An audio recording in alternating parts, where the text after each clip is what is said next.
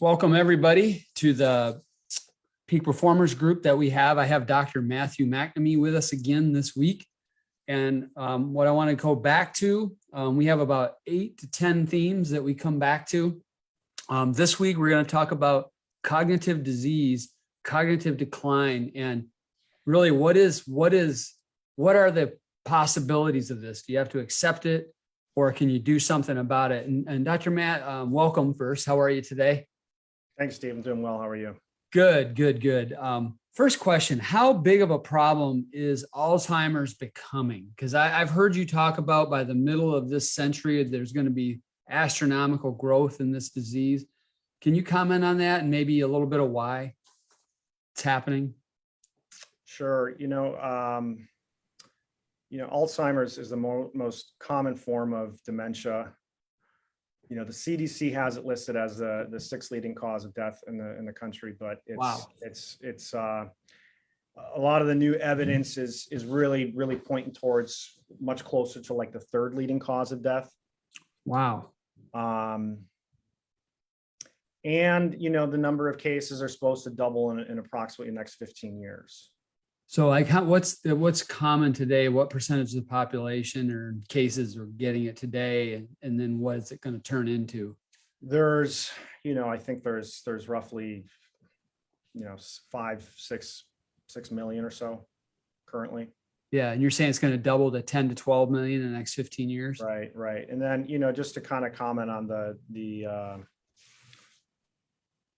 prevalence, it's in this everything that with statistically how things are changing as well. It's not just a genetic component, or we would not have such an accelerated prevalence of it. Right. There's all these other factors that are kind of that are cumulatively adding to this disease process. Yeah. So people, I'll be open about it. I don't have any of those markers. So I'm in I think what we call it, the 9% risk group. But if I do everything else wrong in my life from a health habit standpoint, I can still get it, right? It's not that I won't get it just because I don't have a genetic marker. There's all these other pathways that lead to it, right?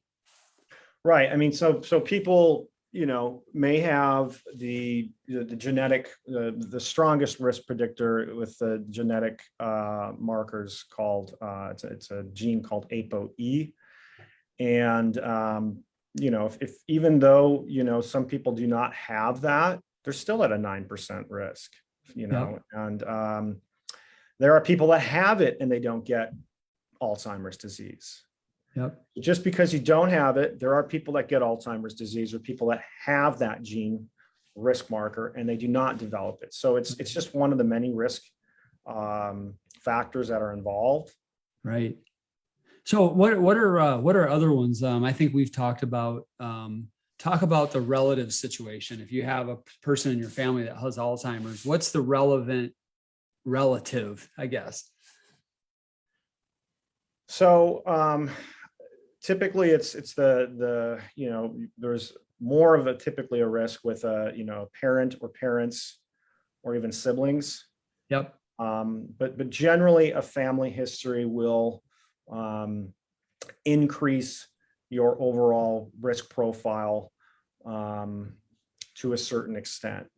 Right. So whatever your current, let's say, risk marker is, so let's using the 9%, it would typically bump it up 30%, which would probably put you at approximately 12%. So it's not a significant, bump up in that overall risk profile. Would you say though that people that if the parents have it, they more times than not probably have the ApoE and they pass it and the kid has it also. So that's what elevates the risk profiles. Because I know I've heard you say with one of those genetic markers, they have a 30%. If they have two, it's 50%, something like that.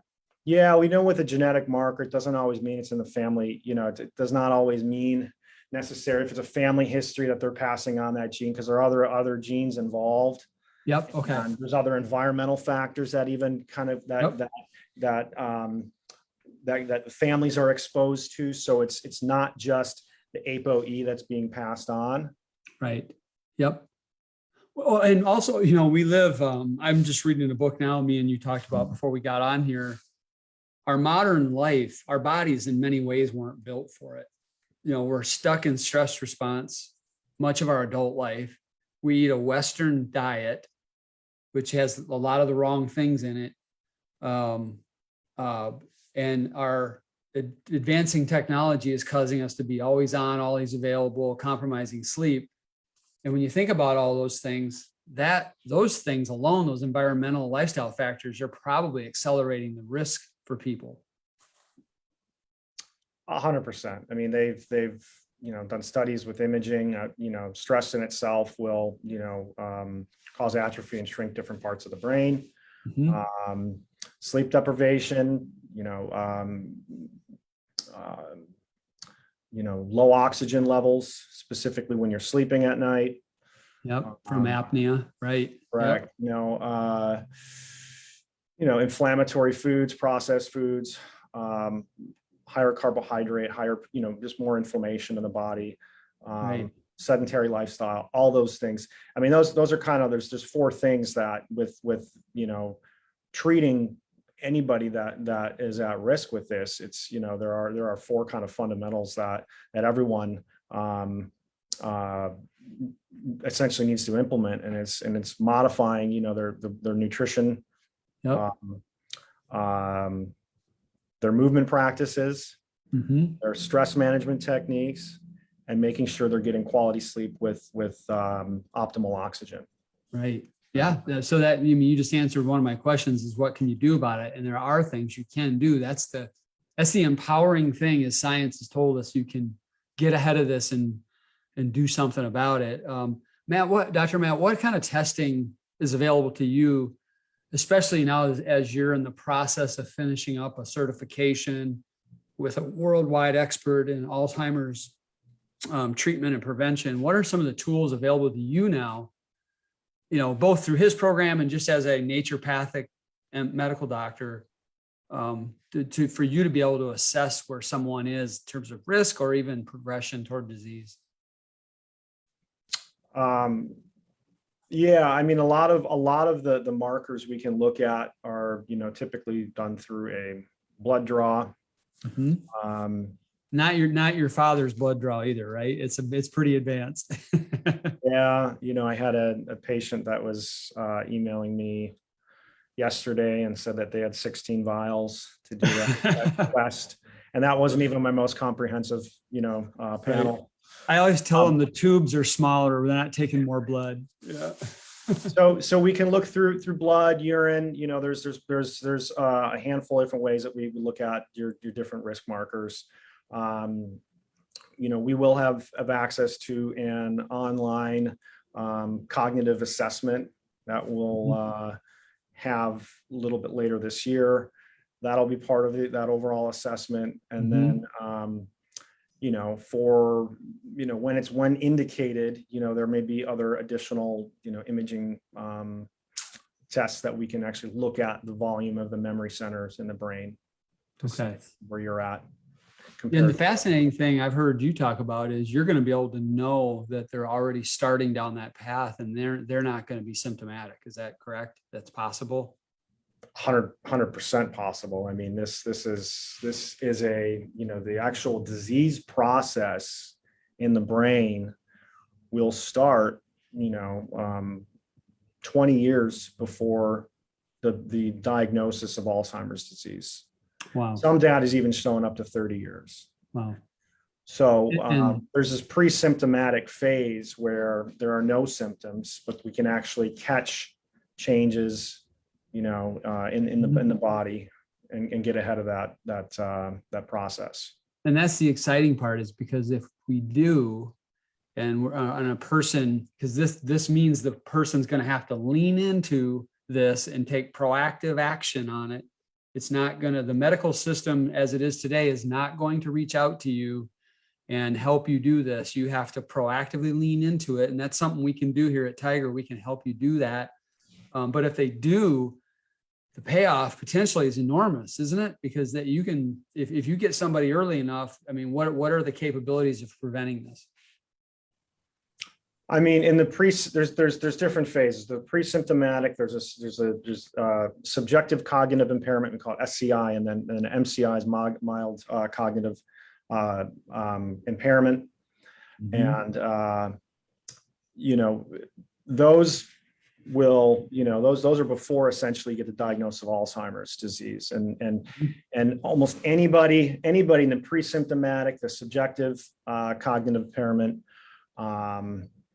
are typically, incredibly get very, very positive results. And then a decent percentage of the population that have the mild cognitive impairment. That's both subjective problems along with objective results that we can measure.